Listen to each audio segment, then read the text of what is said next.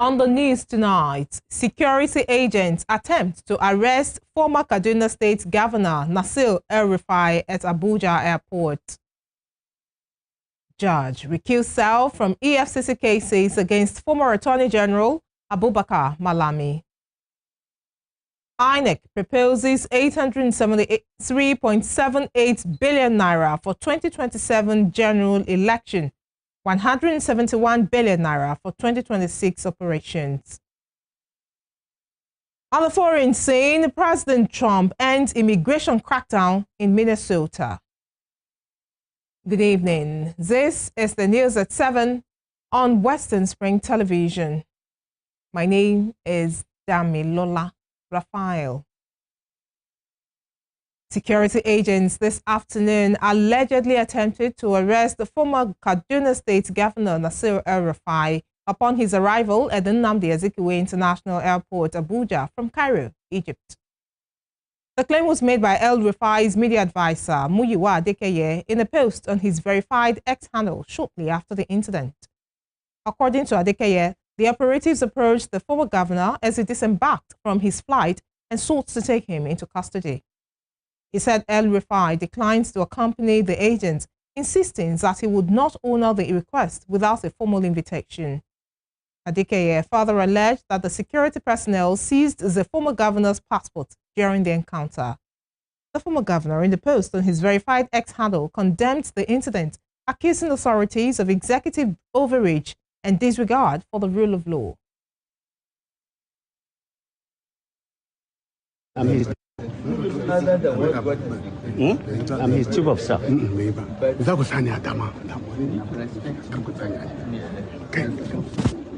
Listen, nobody, not even the president, will tell me I have to do anything. It's a free country. If you want a letter, if you want to invite me, invite him and then he will. In the courts, Justice Obiora Egwatu has recused himself from 2 cases filed by the Economic and Financial Crimes Commission, EFCC, against the former Attorney General of the Federation and Minister of Justice, Abubakar Malami. Justice Egwatu, who was recently reassigned the cases by the Chief Judge of the Federal High Court, Justice John Soho, said he decided to withdraw for personal reasons and in the interest of justice. The 2 cases include the multi-billion naira asset forfeiture case concerning 57 properties and the 8.7 billion naira money laundering charges filed by the Anti-Graft Agency against Malami, his wife Asabe Bashir, and his son Abdulaziz Malami. The development occurred shortly after the suit for the forfeiture of the 57 properties allegedly linked to Malami was called for mention. The cases were formally before Justice Emeka Nwite, who sat as vacation judge during the Yuletide break. The Chief Judge had reassigned the cases to Justice Egwatu after the Christmas vacation sitting ended, with February 12 fixed for the civil case and February 16 for the money laundering case. Moving on, the Minister of Works, Dave Umahi, has raised the alarm over the escalating vandalism of federal road infrastructure across the country, revealing that his ministry recently arrested vandals removing cat eyes and electrical safety devices from the Third Mainland Bridge in Lagos. Umahi, who disclosed this during an interview today, said the suspects were apprehended with the aid of closed-circuit television cameras installed on the bridge following a presidential directive. He explained that the devices, which are relief materials installed on road infrastructure worldwide to reduce pressure on bridges, have become targets for vandals seeking to sell them as scrap.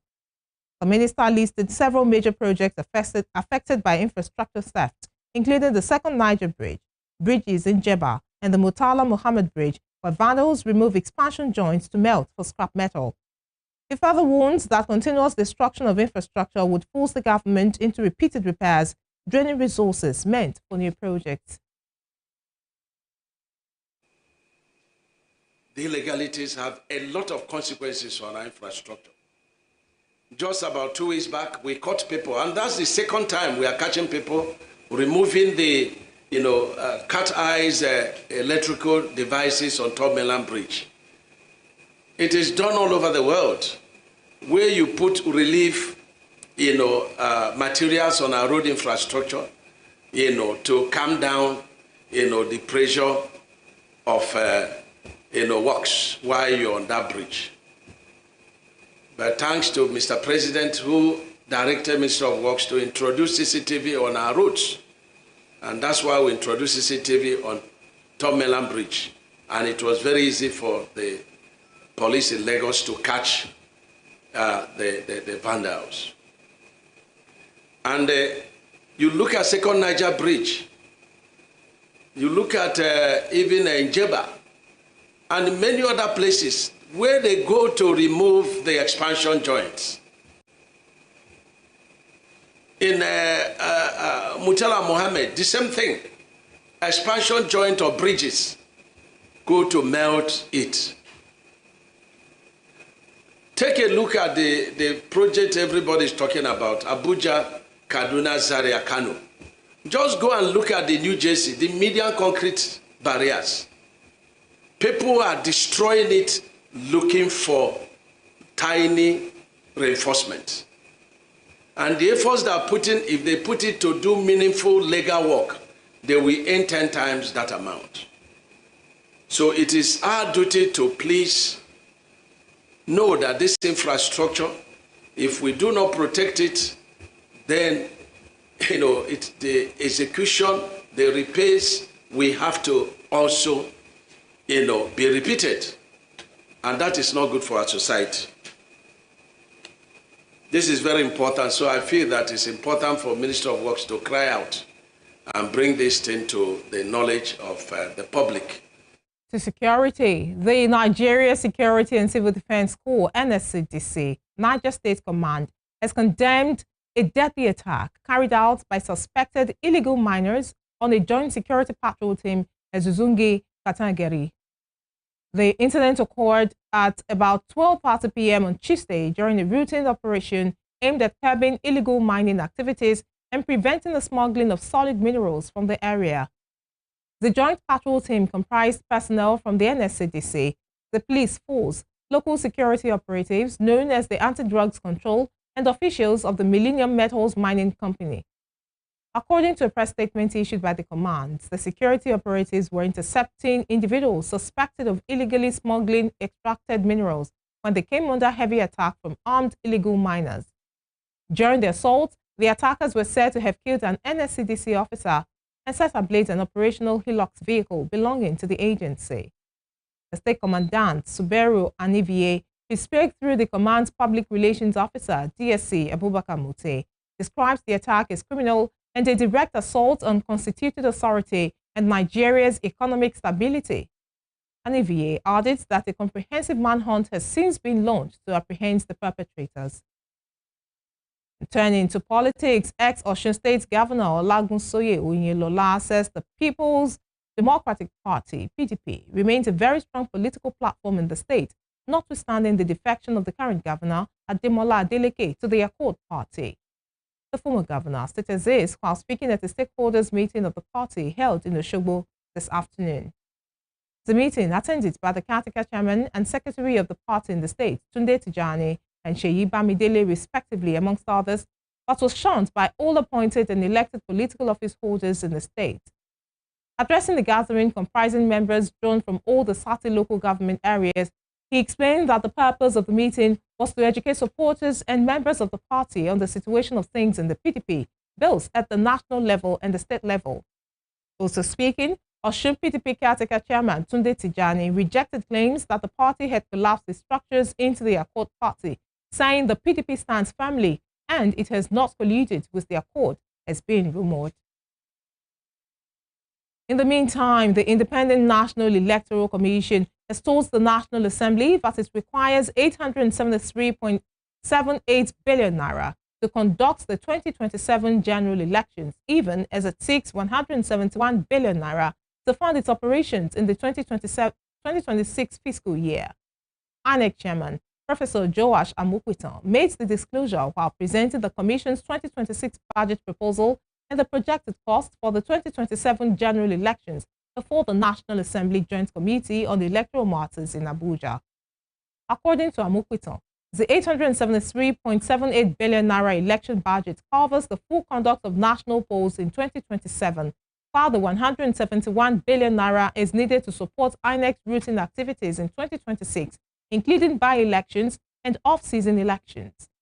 The senior advocate of Nigeria said the proposed election budget does not include a fresh request from the National Youth Service Corps seeking increased allowances for corps members engaged as ad hoc staff during elections.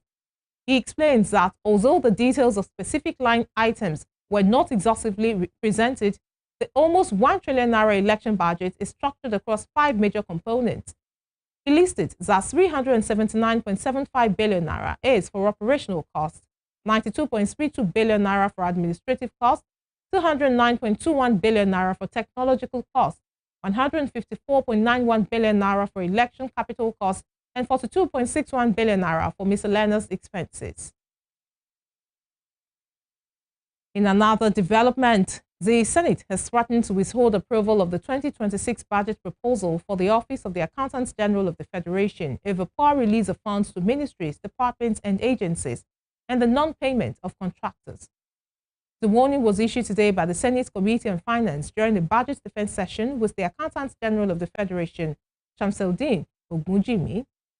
The committee, chaired by Senator Sani Musa, declined to consider the 2026 budget proposal, citing widespread complaints about inadequate releases in the 2025 budget and outstanding liabilities carried over from 2024.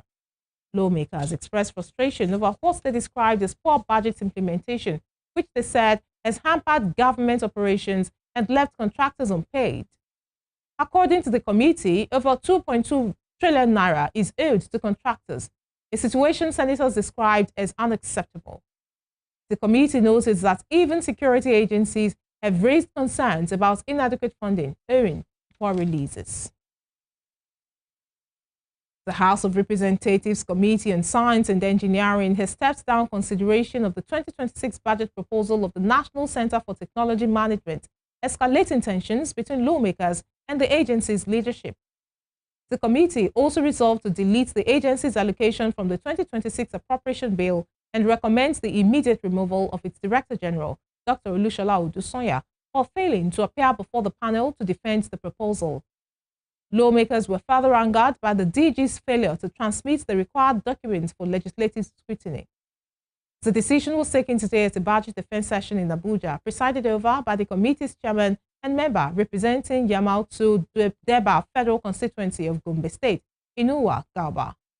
An irate Garba said no presidential appointee should consider an invitation from the legislature optional, especially during the defense season. He added that the action taken by the committee should serve as a deterrent to other heads of agencies contemplating similar conduct. Away from the National Assembly, members of the National Union of Food, Beverage and Tobacco Employees today occupied the NAFDAC office complex in Isolo, Lagos, to protest the agency's refusal to comply with alleged federal government's directive to suspend enforcement of the ban on the production and sale of alcoholic beverages in sachets. The union called on NAFDAC to unseal production lines that were shut down, citing a directive allegedly issued by the Office of the Secretary to the Government of the Federation and the Office of the National Security Advisor. Meanwhile, NAFDAC on Wednesday dismissed claims that the federal government had ordered the agency to suspend enforcement of the ban on sachet and PET-bottled alcohol. Earlier this month, NAFDAC began implementing the nationwide prohibition on the production and sale of alcohol packaged in sachets and polyethylene terephthalate, that's PET bottles. In Ogun State, part of a store building this afternoon collapsed in the Yanoloke area of Abeokuta, the state capital. One of the workers was said to be buried under the rubble, while another escaped unhurt. The incident occurred at about 1:30 p.m. As of the time of filing this report, officials of the Ogun State Fire Service and residents were trying to remove the trapped victim from the rubble.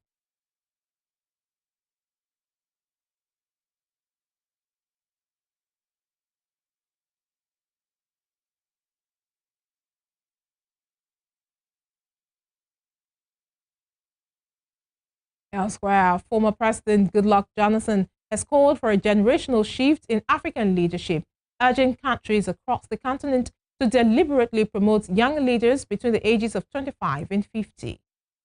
Jonathan made the call this afternoon in Abuja at the International Memorial Lecture on Leadership Conference marking the 50th anniversary of the assassination of former head of state, General Murtala Mohammed. Reflecting on the demands of leadership, the former president records that while in office, he sometimes had no more than 2 hours of sleep in 24 hours, stressing that advanced age can limit the capacity to cope with the pressures of governance. He noted that leadership requires unusual stamina and resilience, arguing that younger leaders are better positioned to withstand the pressure. Jonathan aligned his position with the spirit of Nigeria's not-so-young-to-run movement, which seeks to lower age barriers for elective offices and encourage youth participation in politics. Reflecting on the legacy of General Murtala Mohammed, the former president said the late leader demonstrated that age was not a barrier to decisive and visionary leadership, noting that Mohammed became head of state at 38 and despite ruling for only 200 days, left a lasting impact. Still to come, Vice President Kashim Shettima departs Abuja for African Union Summit in Ethiopia. We will bring you more on this when we return.